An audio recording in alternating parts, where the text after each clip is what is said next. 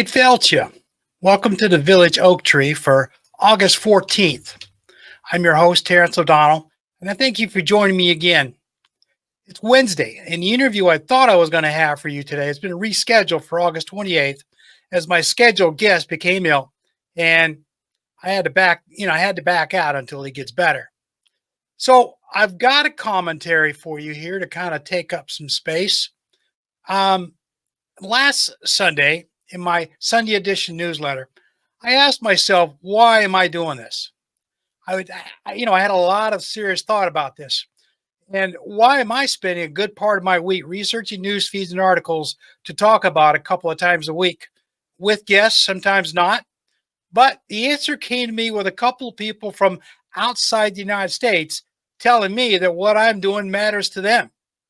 This is why I decided that this is worth my time and effort every week. This is also why I'm not afraid of the YouTube censors. As I mentioned last Sunday, I was censored by YouTube for laying out facts from noted writers about the ongoing COVID pandemic. I don't care what the US CDC or mainstream media says. This is still a very serious problem everywhere that no one in the developed world seems to care about very much anymore. Like the flu, only worse. Everybody talks about flu rates and vaccines and everything else every year. Well, COVID's become like that as well. The only problem is COVID's a lot worse than the flu. Then we have news stories that fail to make it to mainstream news, like the monkeypox virus in Central Africa, that the African Centers for Disease Control and Prevention has declared a health emergency for. There have been some cases of this in the United States and elsewhere, but they usually get put on the back pages of the AP News. Have you noticed many stories about bird flu lately? There have been some, but again, back page news. What is taking up the focus of the world right now are the wars in Ukraine, Palestine, and Africa, notably Sudan and Central Africa, around Kenya, Nigeria, and Rwanda, to name a couple. How many people know about the genocide happening in Darfur, or the hundreds of women raped by the militias as they tried to escape the conflicts? How many really care?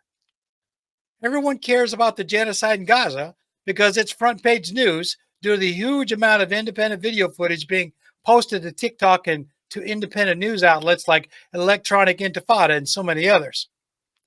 I don't want to sound like I'm downplaying what is happening to the Palestinians by any means. But do you see the difference in media attention here? Even now, after over 10 months of coverage, the world is starting to move on from the atrocities in Gaza. The coverage of the mass killings in the West Bank hardly register in the mainstream news anymore, with the focus elsewhere on Ukraine and Iran. What you also don't hear about in the news is the attrition rate of the Israeli soldiers and their armored equipment. It's huge, but the average news reader or viewer won't know about that. Israel is doing its best to hide that from the rest of the world, much like a lot of other things lately that actually made it out for the world to see. To give you an idea of what I mean, I Googled the IDF casualties since October 7th, 2023. All of the searches gave me Israeli news media, and they're only reporting anywhere from 1,332 on Wikipedia to approximately 700 in the Jewish news. What's missing are any reports from any other sources outside of Israel. I think that's a little suspicious myself.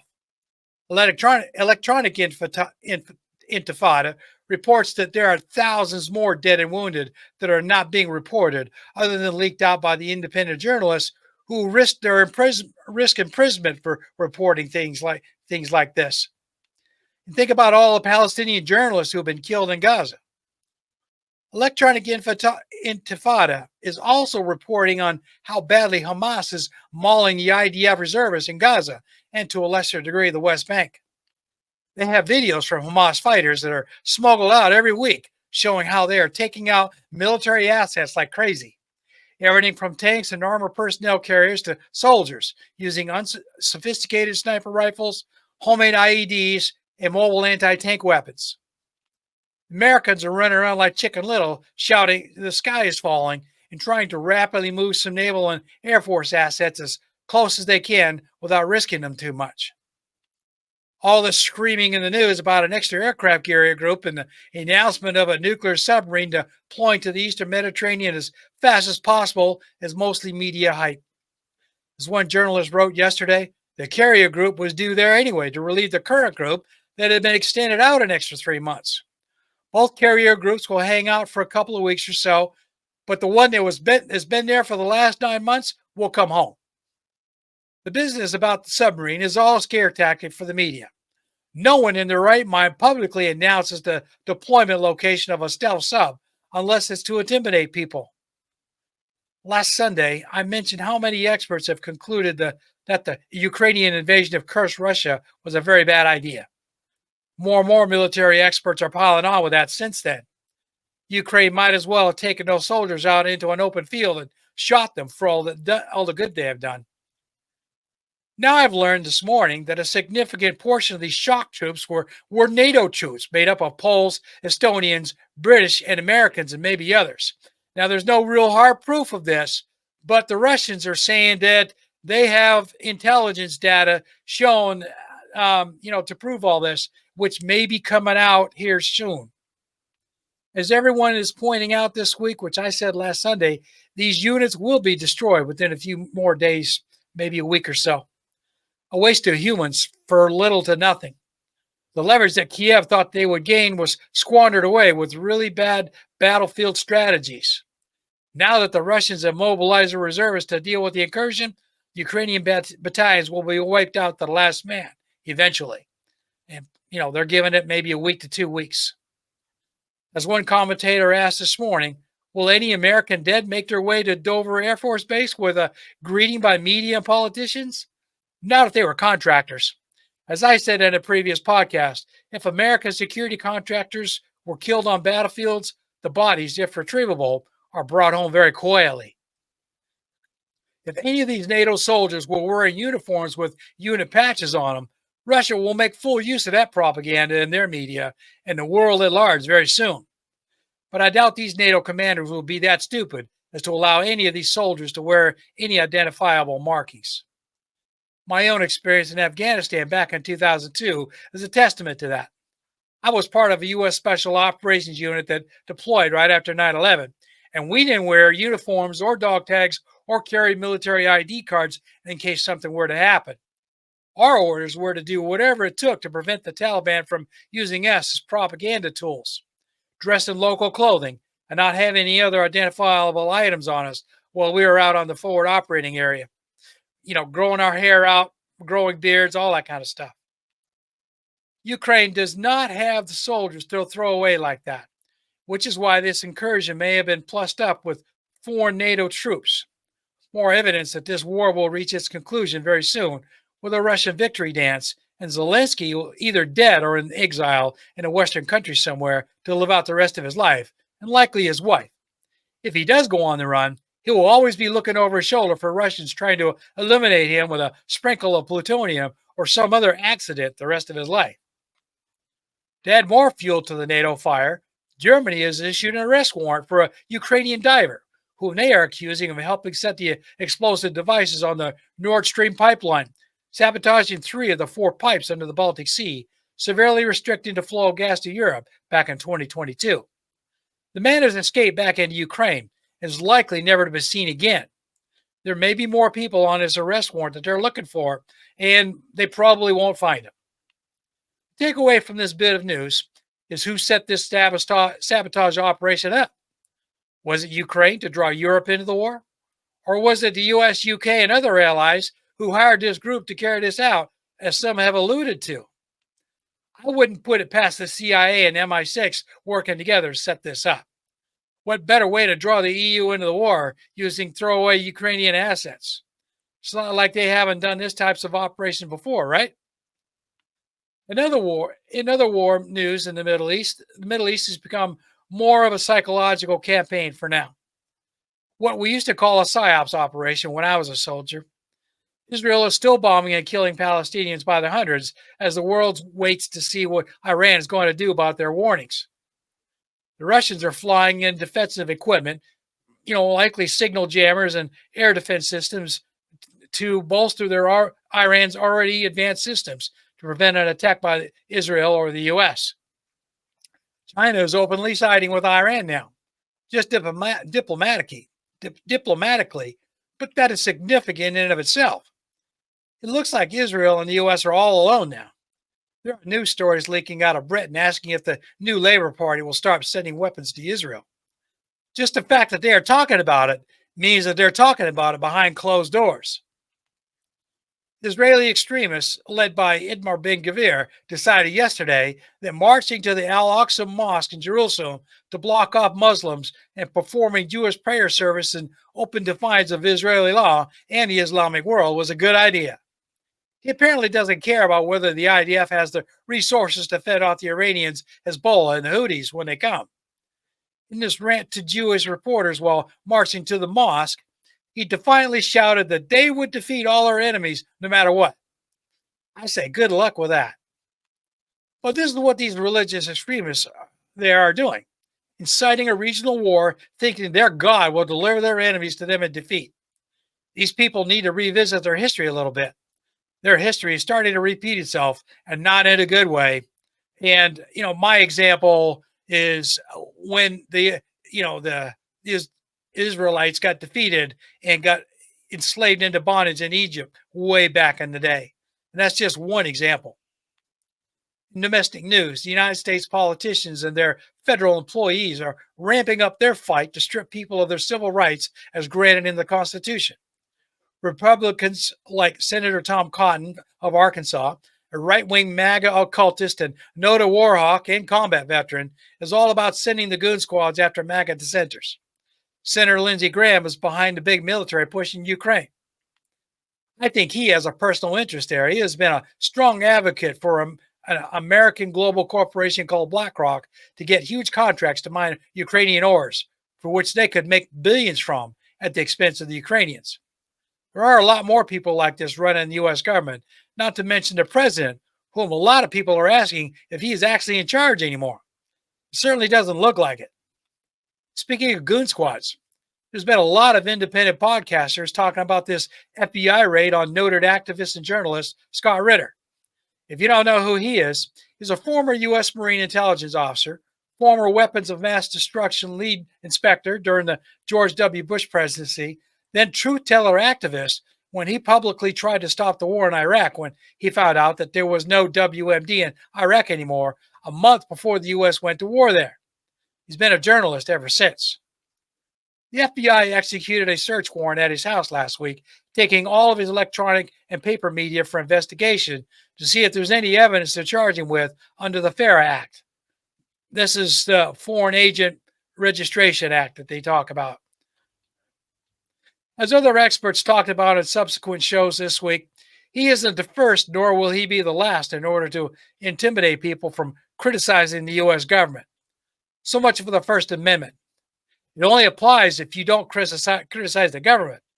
The government legislators are passing more and more laws restricting the peaceful right to protest against the government, coming after individuals who dare to stand up in public against policies putting Americans in harm's way. As several people have said in other shows over the years since 9/11, the U.S. used the Patriot Act to turn the country into a surveillance state. Another example of how this is being applied is several recent stories about how a former U.S. representative from Hawaii is being surveilled by TSA now over her public remarks about the government on a news interview a couple weeks ago. Tulsi Gabbard went on the news to tell everyone about a clandestine TSA department called Quiet Skies that targets Americans of interest as they fly around the world. She was tailed by a bunch of assets, both in terminals and on the plane she and her husband were traveling on without her knowledge, until an independent investigative reporter broke the story. She's not the only one by any means, but she's a very high-profile person that was given this SSSS designation by TSA, and it was stamped on their boarding passes. And then the police state of the U.S. spent millions surveilling her and others, and many others like her. This is what it's like to live in the United States now. The United States gets away with so much around the world still. Italy pardoned a CIA pilot, former Air Force, who, along with several CIA employees and contractors, were convicted in absentia of kidnapping an Italian citizen, an Egyptian cleric in 2003, and he was taken to a CIA rendition site for enhanced interrogation. Italy never actually was able to get their hands on these Americans to put them in jail, so they sentenced these guys in absentia. This is just another egregious example of how arrogant the Americans are. These men were all probably given new identities or disposed of in order for those CIA secrets to remain secret. The United States is in a lot of trouble right now, in part due to a president who's not there cognitively, no matter what the administration is saying. He's on the campaign trail whipping up support for Kamala Harris right now, and I'm not hearing much about whether he's coherent or not. But I wouldn't be surprised if he's being led by the hand, so to speak, and in front of audiences that won't betray the party. In other words, staged for the benefit of the voters and a specially vetted media group. All this posturing about Iran in the media, staging of the mighty, laughable American military in the Middle East, telling Iran to please not retaliate, which they refused, publicly telling Israel that they'll protect them, all the while making it known that they are sending another $20 billion worth of military supplies to Israel. If you read the articles, these arms shipments aren't being delivered until at a minimum 2026, and some not for another 3 or 4 more years afterwards. Does this mean that the U.S. military industrial complex is concerned that Israel will still be a viable nation state by then? Are they worried about getting paid? That was my first thought when I read about that, but you wouldn't know that unless you actually read the article all the way through, which a lot of people don't do these days. It all boils down to money, as always. The United States is trying to hold off going into a recession right now, balancing rate adjustments by the Federal Reserve. Meanwhile, in the business sector, layoffs are starting to increase, and businesses are preparing for a slowdown. More and more reports are coming out about how consumers are seeing this and buying less, which hurts the whole supply chain all the way to the manufacturers. They're seeing product order slowdowns, which will cause more layoffs, and so it goes once again. The Democrats are deathly afraid of this ahead of November, and rightly so. There has never been an instance in U.S. history when an incumbent party won re-election during a recession, ever. A recession right now would likely hand the election over to Trump. If that happens, it will be game over for sure for the United States. Trump has no idea how to steer the country through a major global recession, much like he had no idea how to steer the country through the COVID pandemic in 2020. He could actually break the country economically in a very short amount of time. Think about all I've said so far this Wednesday afternoon as I wrap things up. I'm already starting to prep for this recession that's coming by stocking up on essentials before things get really bad in the next few months. If you're still of working age, you'd better start preparing for another wild ride. For those of us who remember 2008 or the previous one in 2000, this promises to be worse. If you work in the retail industry, you might want to start putting aside some money in case your job goes bye-bye, if you can. The experts are predicting that much like the last major recessions, those jobs will be the first to go as stores cut back on employees due to lack of sales. Expect some big box stores to close, small businesses to close, and so on. No one knows what Iran is going to do, but it will definitely be something major. They can't afford not to. All the smart people are predicting that they are weighing out how to do it without causing World War III. Once they have come up with a comprehensive plan, the fireworks will begin. How much can the U.S. protect Israel from annihilation? That's the big question everyone around the world is asking right now. There's a lot of reputation on the line for both Iran and the United States. If the U.S. fails to protect Israel like they have promised, then they will be ruined on the world stage, and the economic fallout will be very, very bad. If Iran decides not to retaliate out of fear of the U.S., they will lose a lot of face in the Middle East, especially with their proxies, Hezbollah and the Houthis, and a lot of their factions over in Syria and Iraq. They may decide to go ahead anyway without them. Iran can't afford that, so something is going to jump off very soon. I will conclude this episode with these last thoughts. What do you think about the possibility of American military personnel being on the ground in Western Russia, being killed as we speak? What do you think about the U.S. risking the deaths of thousands of sailors in the Eastern Mediterranean if Iran, Hezbollah, or the Houthis decide to fire a bunch of carrier-busted missiles at the aircraft carrier station out there? They do have that capability. Are you ready for a regional war that could very well explode into a global war in the Middle East and Western Russia? Are you willing to sacrifice American lives for Israel or Ukraine? Are you prepared for the economic blowback that will happen if the U.S. goes to open war again, like back in 2003? So I wish to thank everyone for joining me again this week. I hope to have an interview next week if the stars align right. I'm not sure with who at this point, but I have someone I'm working on from the Midwest for a show about tribalism, racism, and CRT in America. Be safe, everyone, and I'll be back next weekend with another Sunday edition, maybe. Sláinte. I want to take this minute to explain how you can support this podcast and tell you about my book. This podcast is free to subscribe to on all the major mobile podcast apps, on my YouTube channel, Krana Biha, for the first 30 days on my Substack page, Krana Biha, the Tree of Life, at Substack.com. With that in mind, I'm asking for donations of any amount. I decided that I would rather ask for donations instead of charging subscriptions, so everyone has an opportunity to watch or listen to this podcast everywhere in the world. All I'm asking for is help in defraying the cost to produce and distribute this podcast and maintain my website. I've set up a donations tab on the Village Oak Tree webpage at rss.com and on my website at www.kranabiha.com. Link to PayPal for your security. This way you can use any currency U.S. from around the world, providing PayPal is available to you. Now let me tell you about my book.